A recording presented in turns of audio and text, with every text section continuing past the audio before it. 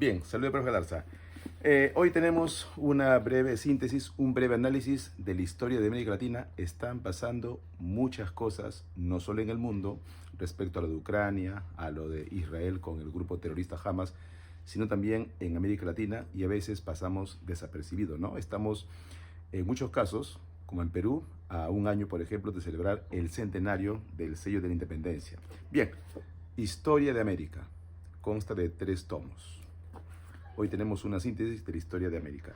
Historia de América, de Hernández Sánchez. También son de 3 tomos. Curiosamente, las historias de América, como la que le estoy mostrando, consta de 3 tomos. El famoso Luis Alberto Sánchez, en el Perú es bien conocido, político, ensayista, historiador, pensador, Historia de América Latina, en 3 tomos, ¿no? O Historia General de América.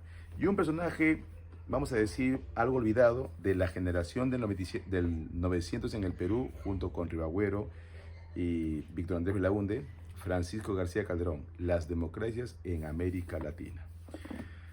Bien, lo que pasa en América Latina no es producto del azar, pero sí merece un breve análisis. Por ejemplo, en México, después de un largo gobierno del PRI, hace ya varios años gobierna López Obrador, tiene mucho respaldo de su pueblo mexicano, pero irónicamente la violencia ha aumentado en aquel país hermano, ¿no? El país de México. Bien, está muy pronto a elecciones y será decisivo quién será su próxima o próximo presidente, ¿no? Aunque también hay candidatas mujeres. Bien, más al sur, aquí en Venezuela, sabemos todo lo que sucede en Venezuela. Hace poco ha ganado en las primarias una candidata que el gobierno oficial de Maduro quiere negar su candidatura. En Colombia, Gustavo Petro recién inició hace poco tiempo su gobierno y ya perdió las elecciones municipales, ¿no? Hace poco había un secuestro del padre de un jugador y el asunto no va tan bien en Colombia.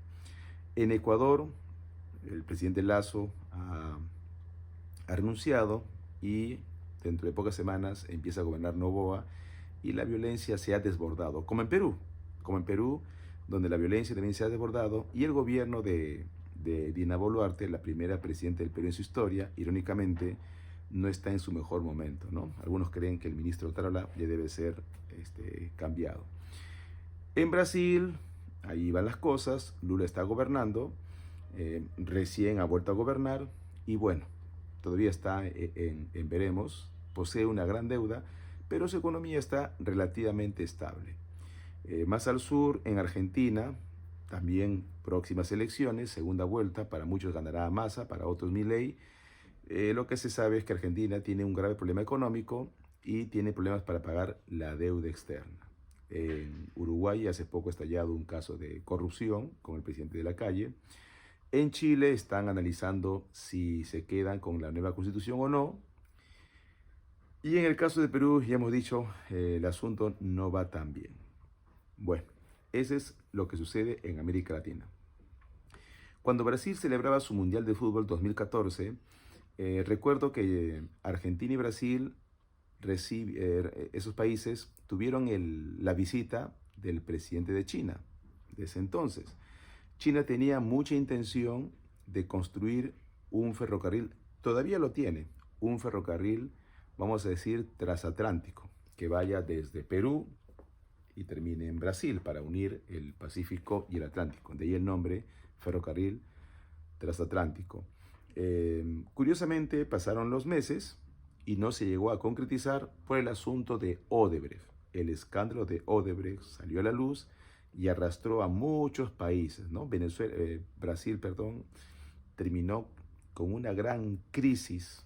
Sucedieron muchas cosas como el Zika, destituyeron a Lula, es más, va a la cárcel, Dilma Rousseff fue destituida, sucedió el incendio de su museo, el famoso, un club deportivo también tuvo un accidente muy lamentable, una serie de cosas que hizo que Brasil no pueda anunciar ser la nueva potencia mundial, ¿no? Recuerden que la potencia mundial pertenecen al G7+1, con China sería G8+1. Brasil se iba a unir a ese grupo, pero la crisis de Odebrecht y los eventos que le mencioné no pudieron concretizar. Entonces, ese proyecto de China de construir un ferrocarril transatlántico nunca se dio. Bien, ahora China está construyendo aquí en Perú uno de los puertos más grandes de todo el Pacífico, el megapuerto de Chancay. Ya ha pasado un pequeño problema, aunque ni tan pequeño, en Chancay, donde muchas viviendas se han hundido, se cree, por la obra de Chancay. La obra aparentemente se va a inaugurar el próximo año.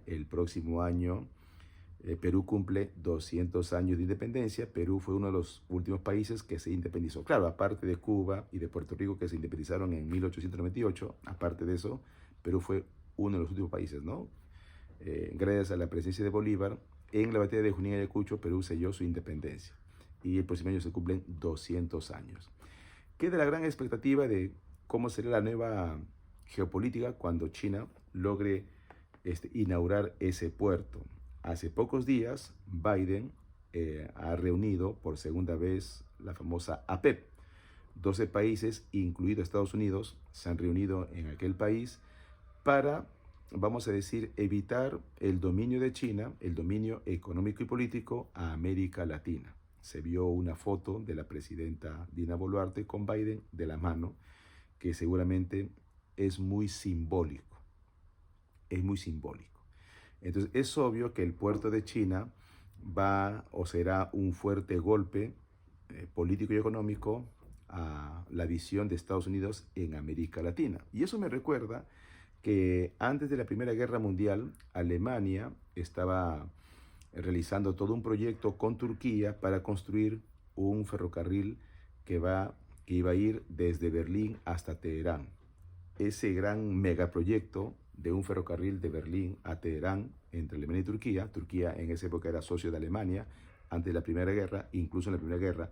Curiosamente, ese proyecto nunca se dio porque estalló la Primera Guerra, ¿no? Un día como hoy, 11 de noviembre, curiosamente terminó la Primera Guerra. Y algunos expertos en geopolítica creen que la causa verdadera de la Primera Guerra es evitar esa construcción del gran ferrocarril que iba desde Alemania hasta Turquía, porque beneficiarían sobre todo a lo que en esa época era la Triple Alianza o las potencias centrales. Bien, ese proyecto nunca se realizó. Han pasado más de 100 años y ahora, insisto, se está haciendo un proyecto llamado el Puerto de Chancay aquí en Perú, que parece que va a ensombrecer al puerto del Callao. Y muchos países como Brasil y Chile, por ejemplo, ya están pensando en hacer tratos con Perú para agilizar el negocio del Pacífico hacia el Atlántico. Entonces, todo esto forma parte de la geopolítica y es interesante si ese proyecto va a ser viable, aparentemente sí, y cuál será la respuesta de Estados Unidos, ¿no? Otro punto crítico, no en América Latina, sino en el Lejano Oriente, es el tema de Taiwán. China ha sido muy claro estos últimos días en decir que si alguien apoya la independencia de Taiwán, bueno, China va a actuar. Y otro foco que también será análisis de otro contenido es la tensión que ocurre en Corea del Norte y Corea del Sur. Ya están haciendo simulacros de guerra en esa zona del Pacífico, del Lejano Oriente, entre Irán, Rusia y China, y también por parte de Estados Unidos. Probablemente aquí ocurra lo mismo, pero hay tensión en la zona no solo del Pacífico, sino de la India, ¿no? El Indo-Pacífico. Entonces el escenario se muestra muy interesante. En Argentina están a punto de nombrar a un nuevo presidente. Perú, cada vez se acercan las elecciones. No se sabe si Dina continuará la presidencia. En Chile, repito, están decidiendo si reforman la Constitución o va a haber otra moción de censura.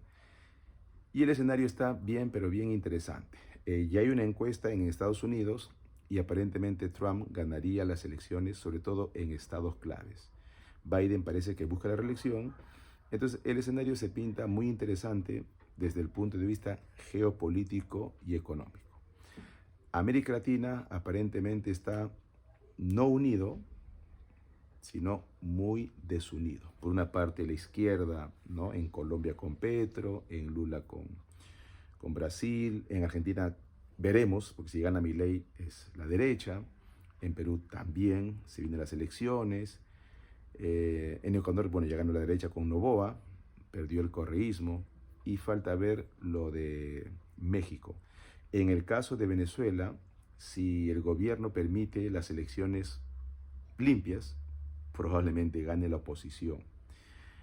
Y en Cuba, bueno, Cuba es otra noticia. Hace poco han escapado en España y en otro país deportistas que no están de acuerdo al régimen de Sánchez, ¿no? Que es continuación de Raúl Castro y Fidel Castro. Como ustedes saben, Cuba desde 1959 sigue un régimen socialista. También Nicaragua con Daniel Ortega, que también tiene problemas con la libertad de prensa, ¿no? Y en el caso de Nicaragua, porque también la derecha tiene problemas, Bukele busca la reelección, ¿no? Bukele es el presidente de mayor respaldo popular y lo más probable es que sea reelegido. En contraparte, en el Perú, Dina Boluarte es la presidenta con menos respaldo, creo que un poco más del 10%, ni hablar del Congreso. Esto tendrá, por supuesto, un segundo contenido después de lo que ocurra con las elecciones, sobre todo en Argentina. Bien, hasta aquí entonces un breve análisis, perdón, de lo que pasa en América Latina. Permiso, muchas gracias.